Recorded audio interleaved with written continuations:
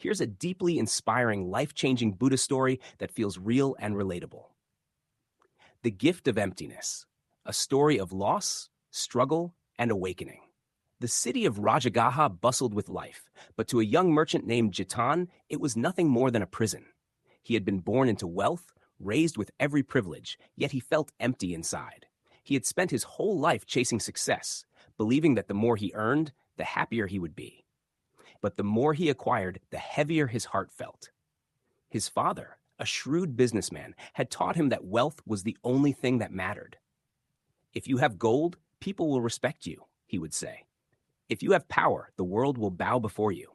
And so Jitan had followed in his father's footsteps, expanding their business, trading silk and spices, and building an empire. But at 27, he felt exhausted. Every day was a battle to gain more, to outdo his rivals, to protect what he had. One evening, Jitan walked through the crowded marketplace, watching merchants call out to customers, beggars stretching out their hands, and street performers drawing laughter from children. He envied their freedom. His wealth had bought him everything, except peace. That night, when he returned home, his father was waiting for him. "You look troubled," his father said, sipping his wine. "Is the business suffering?" "No, father," Jitan replied. "The business is growing, but I wonder, when will it be enough?" His father frowned. "Enough? The world belongs to those who take it. If you stop now, someone else will take your place." Jitan sighed. "But what if I don't want to fight anymore?" His father set his cup down. "Then you will lose everything." The fall.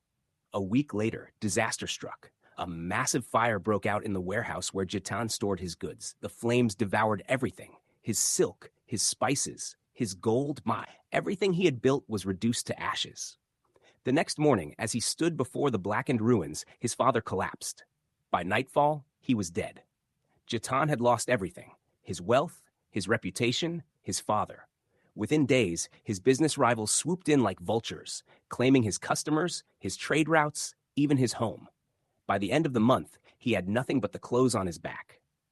A meeting with the Buddha. One evening, homeless and wandering, Jitan came across a gathering in the outskirts of the city.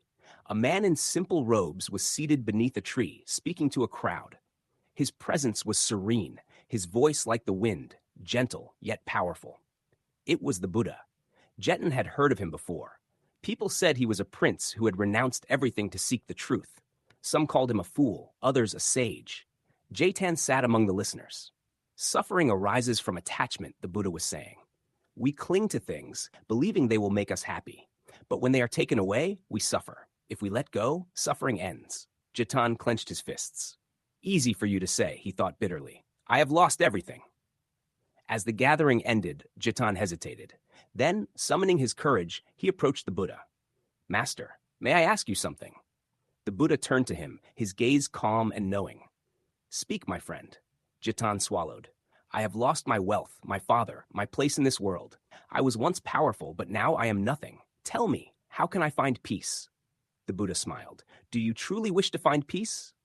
"More than anything," Jitan whispered. The Buddha gestured to the forest path behind him. "Then walk with me." The journey of emptiness. Jitan followed the Buddha and his disciples through forests and villages. They begged for food, ate whatever they received, and slept beneath the open sky. At first, Jitan resisted. He longed for comfort, for status, for recognition. He looked at the monks and thought, "They have given up everything. They are nothing." But one evening, as they sat by the river, the Buddha handed Jitan a small clay cup. "Fill this with water," he said. Jitan dipped the cup into the river. "What now, master?" The Buddha smiled. "Throw it back." Jitan hesitated. It was a simple cup, but in that moment, it felt like all he had left. "Why? Because you are holding on." Jitan stared at the water, his grip tightening. Then, slowly, he released the cup. It splashed into the river and disappeared. The Buddha placed a hand on his shoulder. "When you had nothing, you clung to that cup. But in truth, you never owned it, just as you never truly owned your wealth, your status, or even your father. Everything in life is borrowed, Jitan. When you learn to let go, you will be free." Tears welled in Jitan's eyes. He had spent his life accumulating, fearing loss. But in that moment, he understood his suffering had never come from losing, but from his refusal to let go. The return. Years passed. Jitan stayed with the Buddha, learning, meditating, and letting go of his old self. One day, he decided to return to Rajagaha, not as a merchant, but as a man reborn. When he arrived, his former rivals barely recognized him. He wore no jewels, carried no gold, yet he walked with a peace they had never seen before. An old friend approached him.